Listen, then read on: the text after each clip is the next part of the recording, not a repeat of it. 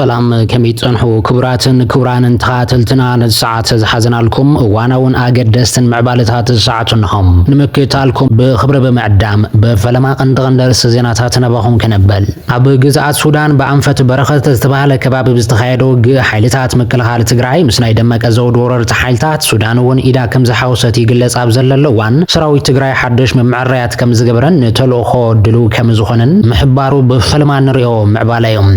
መድረኽ ፖለቲካዊ ድባት ትግራይ ኣብ እዋናዊ ኣጀንዳ ትግራይ ኣመልኪቱ መግለጺ ኣብ ዝተዋሃበሉ እዋን ላዕለዋይ ኣዛዚ ሰራዊት ፋኖ ድማ ምስ በዓል ጀነራል ምግበይ ዘራኽቦ ነገር ምዝራቡን ክልል ኣምሓራን ኣብ ትግራይ ንዝኣቱ ሰራዊት ኢትዮጵያ ምትሕብባር ይገብርን ዝብል መርገጽ ከም ዝሓዘትን ወርሒ ሓምለ ንሑመራ ሓራ መውጽኢት ከም እትኸውን ኣባላት ሰራዊት ትግራይ ምዝራቦም ናይ ዝብሉን ካልኦትን ኣገደስቲ ምዕባለታት ሒዝናልኩም ኣለና። ምሳና ክጸንሑ ላይክ፣ ሼር፣ ሰብስክራይብ ብምግባር ድማ ቤተሰብ ክትኮኑ ንዕድመኩም። ሕዚ ናብ ዝርዝራቶም ክንሰግር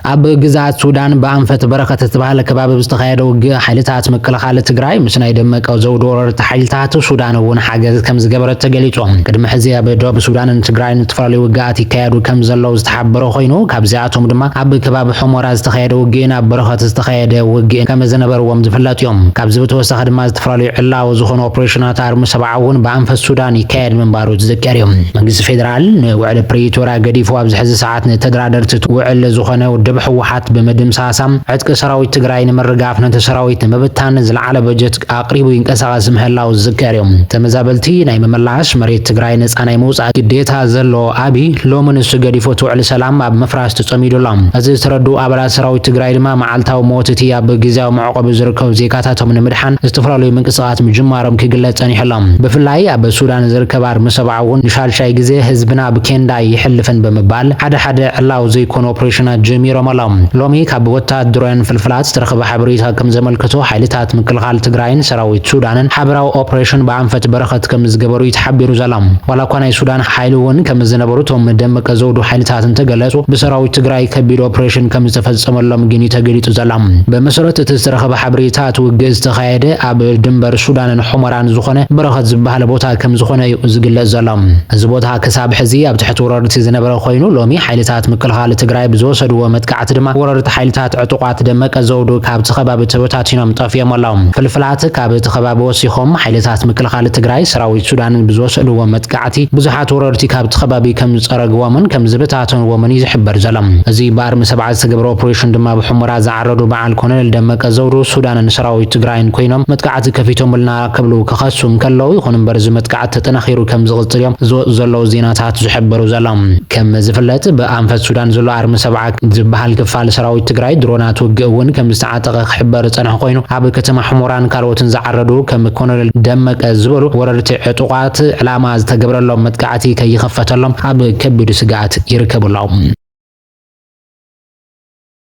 ሰራዊት ትግራይ ሓድሽ ምምዕራያት ከም ዝገበረን ሓድሽ ለውኽቶ ከም ዝተዳለወን ተሓቢሩ ኣሎ። ካብ ትግራይ ዝተረኸበ ሓበሬታ ከም ዝሓበሮ ካብ ብልጽግና ክኽፈት ንዝኽእል መጥቃዕቲ ንምምካት ምድላዋት ክግበር ከም ዝጸንሐ ተፈሊጡ ዘሎ። ካብቶም ፍልፍላት ዝተረኸበ ሓበሬታ ከም ዝሕብሮ ህዝቢ ትግራይ ኣብ ዝሕዚ እዋን በይኑ ከም ዘይኮነን ካልኦት ሓይልታት እውን ኣብ ጎኑ ከም ዘሰለፈን ንምፍላጥ ተኻኢሉሎም። ሓይልታት ፋኖ ማእኸላዊ ኮማንድ ሓላፊ ዝኾነ ጀነራል ተፈራ ማሞ ብልጽግና ንኣና ሓሊፉን ህዝቢ ትግራይ ይወግኦ ንክብል ብምግላጽ እቲ ጀነራል ብልጽግና ጸረ ህዝብታት ኢትዮጵያ ምዃኑን ተሓቢር ካብ ስልጣኑ ክእለ ከም ዘለዎን ዝፍለጥ ስለ ዝኾነ ብልጽግና ንሓደ ብሄር ጥራይ ፈልዩ ወተሃደራዊ ስጉምቲ ዝወስደሉ ግዜ ሓሊፉ ክብል ገሊጹላ። ጀነራል ተፈራ ማሞ ምስ ኤርትራ፣ ትግራይ፣ ሱዳን ይኹን ካልኦት ኣንጻር ብልጽግና መርገጽ ዝሓዙ ሓይልታት ጽምዶ ብምፍጻም ብልጽግና ካብ ስልጣኑ ክእለ ኣለዎ ዝብል መጽዋዕታ ክቐርብ ከም ዝጸንሐ ዝፍለጥ እዮም። ብተመሳሳሊ ዜና ህዝብታት ሱዳን፣ ትግራይን ኤርትራን ኣብ ሱዳን ናይ ሓባር ዋዕላ የካይዱ ከም ዘለው እናተጸብጸበ እዩ። እዚ ብፍሉይ ዝተጀመረ ጽምብል ናይ ሰለስቲኦም ህዝብታት ርክብ ንምጥንኻር ናይ ሓባር ጸላእቶም ሓቢሮም ንምክልኻልን ዝዓለመ ከም ዝኾነ ተፈሊጡሎም። ስለዚ ድማ ብልጽግና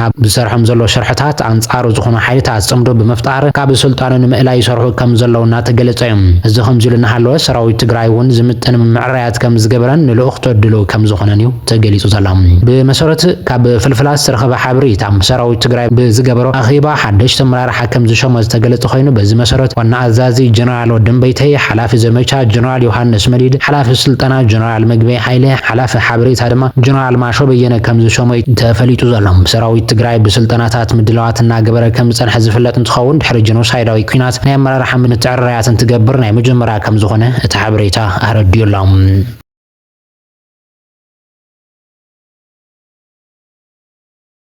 እትኻለ ድማ መድረኽ ፖለቲካዊ ድባት ትግራይ ወና በዋናዊ አጀንዳ ትግራይ አመልኪቱ መግለጽቱ አይብላም ቤት ምኽሪ መድረኽ ፖለቲካዊ ድባት ትግራይ ሎማ 5 ሐምለ 2018 ዓመተ ምህረት ሽሮ አኺቡ ዘካየደ ኮይኑ ኣብዛ አኺቡ ወነት ቤት ምኽሪ ናይቲ መድረኽ ናይ ስራሕ መንቀሳቐሱ ዝገምገመ ክኸውን እንከሎ ኣብ ዋናዊ ጉዳያት ትግራይ ወን ዘትዮም መድረኽ ፖለቲካዊ ድባት ትግራይ ብሄራት ናይ መኸታ ዓቅምታት በምትሕባር እንጽላሊና ዘሎ ብሄራዊ ናይ ሓለዋትን ድሕነትን ሓደጋ ንምምካት ግዛእታዊ ሉዓላውነትን ብሄራዊ ሓድነትን ህዝቢ ትግራይ ንምርጋጽ ዝተመዛበለን ሰደደን ህዝብና በመረበቱን መመላስ ከመውን መስል ዓርሶ ውሳነ ህዝብ ትግራይ ሙሉእ ብሙሉእ ንምርጋጽ ዓሊሙ ኣብ ዝሓለፈ ዋርሕ ዝተዋደደ ፖለቲካዊ ቃልሲ ምግባር ከም ዝጀመረ ገምጊሙሎም ይኹን ዳ እምበር ምስተንጽላልዩ ዘሎ ሓደጋ ክነጻጸር ከሎ ቃልሱ ከዛይድ ከም ዘሎ እዩ ገምጊሙ ዘሎም ቤት ምኽሪ መድረኽ ፖለቲካዊ ድባት ትግራይ ዋናው ኩነታት ትግራይ ወን ገምጊሙ ኣንፈታት ተቐሚጥ እዩ ቤት ምኽሪ ትግራይ ናብ ስርሑ ተመሊሱ ሙሉእ ቁመና ዘሎ መንግስቲ ትግራይ ሓቆፋይ ኮይኑ ምጥያሹኑ ፖለቲካዊ ሓድነት ህዝብ ትግራይ ዝያዳ ክጠናኸር ዝተሰርሑ ስራሕን ፖለቲካዊ ዓቅሚ ትግራይን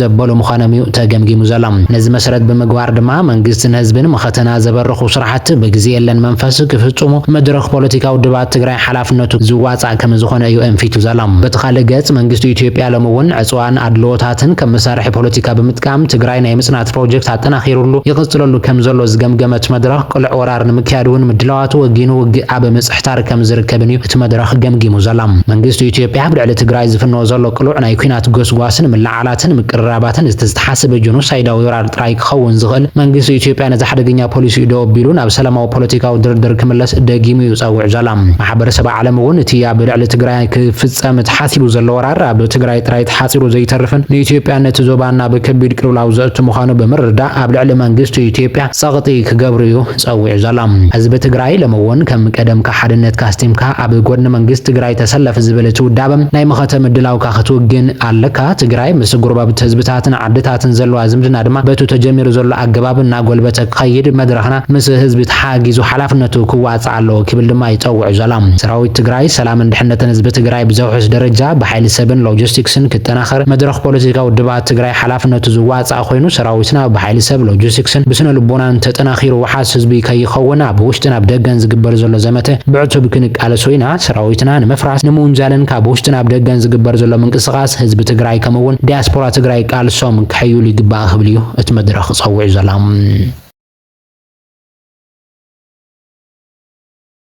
ክቡራትን ክቡራንን ተመልከትና ንሰዓት ሒዝናልኩም ዝነበርና ሓበሬታታት እቶም ክትከታተልዎም ጽናሕ ይመስሉ ነይሮም ሰናይ ምክትታልኩም መስኪና ኣብ ዝቕጽል ብሓድሽ ምዕባለታት ንራኸብ ክኸውን እዩ ሰላም በብዘለኹም